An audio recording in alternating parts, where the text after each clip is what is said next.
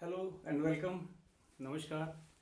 और इसके पहले वाले एपिसोड में हमने इस एक युद्ध के बारे में जो है ना, एक हमने ब्रह्मांडिक युद्ध के बारे में चर्चा की थी। अगर आपको अपने पिछला एपिसोड देखा होगा तो आपको ध्यान होगा। तो उसमें हमने चर्चा करी थी कि कैसे एक सुदूर अंतरिक्ष से जो है वो एक प्लेनेट जो है वो हमारे सोलर सिस्टम की तरफ बढ़ा, जिसको कि हम कहते हैं मार्डुक, जिसको कि हमने नाम दिया था मार्डुक, 10th प्लेनेट। और ये जो है प्लेनेट धीरे धीरे धीरे धीरे हमारे सोलर सिस्टम की तरफ आया। और हमारे सोलर सिस्टम में जो एक प्लेनेट है तियामत जो था, जिसको वाटरी प्लेनेट करते थे कि उसमें पानी था। और वो मतलब जो है ना, जब उसके पास आया तो वो बिल्कुल ग्रेविटेशनल पुल की तरफ की वजह से, गुरुत्वाकर्षण की वजह से उसकी तरफ जो है ना आमने सामने बिल्कुल वो आ गया अपने पूरे इसके साथ में। जो है जैसे हमने बताया था कि आगे बढ़ता गया, फिर इसके 11 सैटेलाइट्स बने और ये दोनों आमने सामने आ गए। वो जो है ना वो एंटी क्लॉकवाइज तियामत का ऑर्बिट था और इसका जो है ना वो क्लॉकवाइज था। तो अब क्या हुआ कि जब ये बढ़ते बढ़ते जो है बिल्कुल तियामत के पास आ गया, तो अब इसके जो मार्डुक के जो 10th प्लेनेट था, इसके जो 11 सैटेलाइट्स थे, ये जो है एक बड़ी ज़बरदस्त दोनों के अंदर जो है ना वो टक्कर हुई। किसमें? तियामत में और मार्डुक के सैटेलाइट्स में। किसी वजह से मार्डुक जो है वो तियामत से नहीं टकराया और अपने रास्ते पर आगे बढ़ता बढ़ता जो है वो निकल गया सूरज के चक्कर लगाता हुआ अपने रास्ते पर, और जाके फिर वो विलीन हो गया सुदूर अंतरिक्ष में। जब ये टक्कर हुई, ये बहुत भयंकर टक्कर हुई, और इस टक्कर में क्या हुआ कि तियामत के अंदर जो है एक बहुत बड़ा टुकड़ा उसका जो है वो टूट के उससे अलग हो गया। और वो जो टुकड़े थे वो मतलब एक टुकड़ा क्या, वो मतलब समझिए कि लाखों टुकड़े जो है ना उसके अलग हुए। और जो ग्रेविटेशनल फोर्स था और इस जो टक्कर हुई थी, ये जो भयंकर टक्कर हुई थी, इसके फोर्स की वजह से ये सारे टुकड़े छिटक के जो है वो बिल्कुल सुदूर अंतरिक्ष की तरफ जो है चले गए। और जो हमारा प्लेनेट है ना, यह जिसको हम बोलते हैं सुमेरियन लैंग्वेज में, जिसको हम कहते हैं नेपच्यून, ये इसके बियॉन्ड जो है ये सारे टुकड़े जाके वहाँ पर जो है वो इकट्ठे हो गए। वो जो एरिया है वो सूरज से क्योंकि बहुत दूर है, तो बहुत ही ठंडा एरिया है वो। और वहाँ क्योंकि तियामत में पानी था, तो उसके साथ वो उसका पानी और ये जो है पत्थर के टुकड़े, ये सब जो है एक साथ जब वहाँ से निकले, तो उस एरिया में इतनी ठंड होने की वजह से, इतना कोल्ड एटमॉस्फेयर होने की वजह से, वो सब जो है ना बर्फ़ के टुकड़ों में बदल गए। और वो जो बर्फ़ के टुकड़े थे, उन्होंने जाके वहाँ पर जो है एक पूरी एक बेल्ट बना ली नेपच्यून के बाहर, जिसको हम आज कहते हैं कूपियर बेल्ट। और उसके अंदर ये जो पत्थर के जो बर्फ के जो टुकड़े हैं बड़े बड़े, जो कि कुछ तो बहुत ही बड़े बड़े साइज के हैं, इवन प्लेनेट के साइज के हैं, इनको हम कहते हैं कॉमेट्स। ये जो कॉमेट्स हैं ये फिर जो है वहाँ से सोलर सिस्टम का चक्कर लगाते रहे, लेकिन इनके जो ऑर्बिट्स थे वो बहुत ज़्यादा डिस्टर्ब थे। इसलिए कुछ कुछ जो कॉमेट्स हैं हमारे, वो उनका जो ऑर्बिट है वो एक रेगुलर ऑर्बिट नहीं है जैसे कि बाकी प्लैनेट्स का है। वो बड़ा ही इलेप्टिकल सा ऑर्बिट हो गया। इलेप्टिकल का मतलब वो इस तरीके से जाते हैं, फिर इस तरीके से सूरज चक्कर लगा के, फिर ये इस तरीके से पूरा बहुत लंबा उनका ऑर्बिट है। इसकी वजह से कुछ जो कॉमेट हैं उनको हमारे सोलर सिस्टम में वो दिखाई देते हैं बहुत बहुत सालों के बाद। मैं आपको यहाँ पर एक कॉमेट का जिक्र करता हूँ जिसको कहते हैं हेलीज कॉमेट। हेलीज कॉमेट जो है 86 में जो है वो आया था, और अब 86 में वो हमको दिखाई पड़ा था, और उसके बाद वो फिर हमारे सोलर सिस्टम से बाहर चला गया। और वो चक्कर लगा के अभी भी बाहर, मतलब चक्कर लगा के जब आएगा तो इस पूरे चक्कर को लगाने में अब हमको जब दोबारा दिखाई देगा तो 75 साल गुजर जाएंगे। तो इस तरीके से जो है ये एक कूपियर बेल्ट के कॉमेट्स जो है वो बने। उसी टाइम एक चीज़ और हुई। यहाँ पर हमने आपको बताया था कि ये जो अंशर है जिसको कि हम कहते हैं सैटर्न, सैटर्न का एक अपना मून हुआ करता था जिसका कि नाम था गागा। ये भी उस जो टक्कर हुई थी मार्डुक के सैटेलाइट्स की तियामत के साथ, उस ग्रेविटेशनल पुल और तक की वजह से ये भी यहाँ से छिटका, और उसी फोर्स के छिटक के ये भी कूपियर बेल्ट के जो रीजन था उसमें चला गया। और वहाँ पर जाके ये जो है ना फिक्स हो गया, और वहाँ अपना जो है ना वो बिल्कुल सूरज से बहुत दूर चला गया। इसको हम जो है ना आज हम जानते हैं प्लूटो के नाम से। अभी काफ़ी टाइम तक ये हमारे सोलर सिस्टम का एक प्लैनेट हुआ करता था, लेकिन बाद में जब देखा गया कि नहीं, ये तो इसका साइज़ बहुत छोटा है और ये प्लैनेट की जो हमारी जो स्पेसिफिकेशंस हैं उसकी उसमें नहीं आता, तो इसलिए अब इसको एक ड्वार्फ प्लैनेट करके इसको हमारे रेगुलर प्लैनेट से इसको अलग कर दिया गया। ये जो है एक पूरा जो घटना थी, ये एक घटी, और ये था इस घटना का पार्ट 1। यहाँ पर इसका जो है ना, जो पहला पार्ट था वो ख़त्म हुआ, जिसमें कि तियामत का एक टुकड़ा टूटा और वो जाके कूपियर बेल्ट जो है ना वो बनी। अब यहाँ इस सेलेस्टियल बैटल का दूसरा पार्ट जो है वो शुरू होना था। हुआ क्या कि मार्डुक जो है वो अपना पूरा चक्कर लगा के सूरज के जो है ना फिर वापस लौट के आया after a very long period. बहुत लंबे टाइम के बाद वो दोबारा लौट के आया और फिर वो उसी रास्ते से जो है ना वो एंटर किया। और क्योंकि अब उसका जो है ऑर्बिट का जो था वो ओरिजिनल पाथ जो था वो क्योंकि चेंज हो चुका था, और वो फिर अपने जो नए रास्ते पे जब आया तियामत की तरफ बढ़ा, तियामत जो है बिल्कुल लाइफलेस हो चुका था, उसका एक हिस्सा टूट चुका था जैसा कि अभी हमने बताया।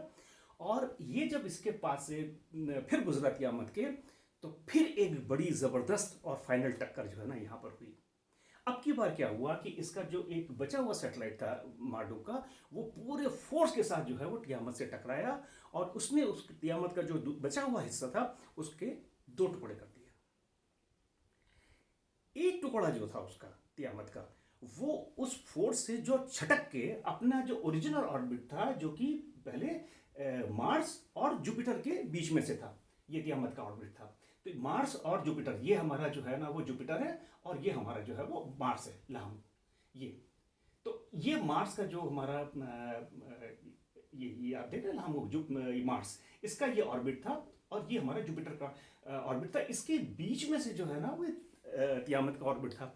ये यहाँ से टूटा और टूट के छिटक के जो है ये पहुंच गया कहाँ पर, वीनस और मार्स के बीच में, तियामत का एक टुकड़ा। और वो वहाँ जाके मतलब जो है ना अपना उसने एक नया ऑर्बिट जो है ना पकड़ा। और उसी के साथ साथ हमने अपने पिछले एपिसोड में जिक्र किया था कि जो तियामत था उसका एक सैटेलाइट बना था जब पहले टक्कर हुई थी, जिसका कि नाम था किंगू। वो किंगू भी छटक के जो है वो उसी ऑर्बिट में चला गया बिटवीन वीनस एंड मार्स, और वहाँ पर जाके वो घूमने लगा। और ये था तियामत का ऊपर का हिस्सा, कि 2 हिस्सों में टूटा ना, तो ऊपर का हिस्सा चला गया। ये जो हिस्सा जो टूट के गया, इसको आज हम कहते हैं अर्थ, पृथ्वी। ये हमारा पृथ्वी बनी। और उसके साथ में जो उसका एक सैटेलाइट गया था जिसको कि किंगू बोलते हैं, वो कहलाता है मून आज की तारीख में। आज हम उसको मून के नाम से, अपने चंद्रमा के नाम से जानते हैं। हमारा जो पृथ्वी है वो हमारा सूर्य से अब कौन सा वाला प्लेनेट है, तीसरा। ये हमारा आप जिसको कि जो सूरज हो गया, सूरज के बाद है हमारा जो है ना मुम्मू, जिसको हम कहते हैं मरकरी। मरकरी के बाद है लहाबू, जिसको कि हम कहते हैं वीनस। और वीनस के बाद फिर हमारा जो है ना वो आया अर्थ, और अर्थ के बाद फिर आया लामू, जिसको कि हम कहते हैं मार्स। और मार्स के बाद फिर वो कृष्णा, जिसको कि हम कहते हैं जुपिटर। तो ये कहानी जो है ना वो बनी। ये देखिए, ये वो डायग्राम है जिससे कि आपको पूरा चीज़ जो है ना वो क्लियर हो जाएगी कि कैसे ये चीज़ हुई। अब ये देखिए, ये हमारा जो है मार्डुक, ये अपने जो है ना बाकी बचे हुए सैटेलाइट्स के साथ जो है वो यहाँ से आया। यहाँ इसने जो है ना तियामत के साथ इसकी टक्कर हुई। 2 हिस्सों में जो है ना तियामत टूटा। एक हिस्सा टूट के ये ऊपर जो है ना बन गया अर्थ। अर्थ के साथ इसका जो है ना, जिसको मैंने बताया कि इनको मून बना। और बाकी का जो नीचे वाला जो हिस्सा था इसका, वो लाखों छोटे छोटे टुकड़ों में टूट के, और उसने जो है ना वहाँ पर जुपिटर के और मार्स के बीच में एक बेल्ट बना ली, जिसमें लाखों पथरीले टुकड़े हैं, जिनको कि आज हम कहते हैं एस्ट्रॉइड बेल्ट। ये जो एस्ट्रॉइड बेल्ट है ये बीच में बन गई, और अर्थ हमारी जो है ना ये ऊपर चली गई।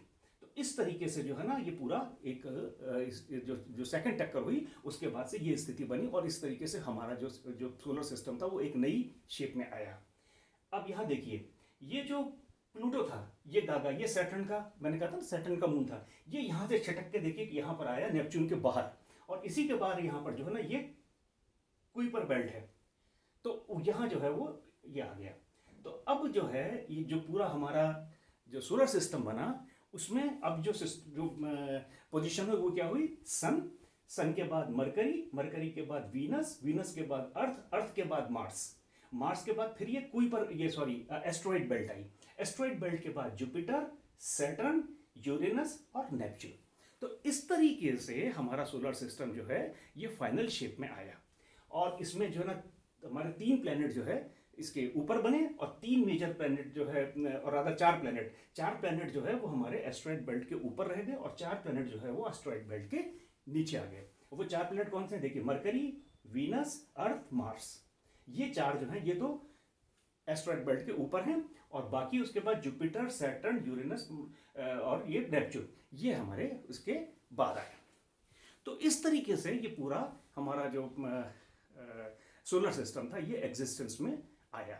और इसमें एक बहुत बड़ा रोल जो है जो प्ले किया वो किया इस 10th प्लैनेट ने, जिसको कि हम कहते हैं मार्डुक, जो कि बाद में जाके जिसको हमने नाम जो सुमेरियंस ने उसको बाद में नाम दिया निबिरू, जैसा कि हमने पहले भी उसमें डिस्कस किया था।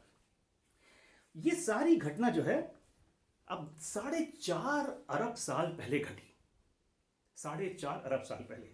लेकिन देखिए ताज्जुब की बात क्या है कि इस सारी घटना को इतने सिस्टमेटिकली और बहुत ही प्रॉपर ढंग से जो है 6000 साल पहले एक सिविलाइजेशन के लोगों ने बाकायदा सुमेरियन टैबलेट्स पे, जिनको क्यूनिफॉर्म टैबलेट्स कहते हैं, उस पर लिखा, उसके डायग्राम्स उकेरे, और आज भी वो हमारे जो है ना म्यूजियम्स में स्टोर्ड हैं और हम उनको देख सकते हैं। उनका जब ट्रांसलेशन हुआ तब ये हमको पूरी कहानी पता चली।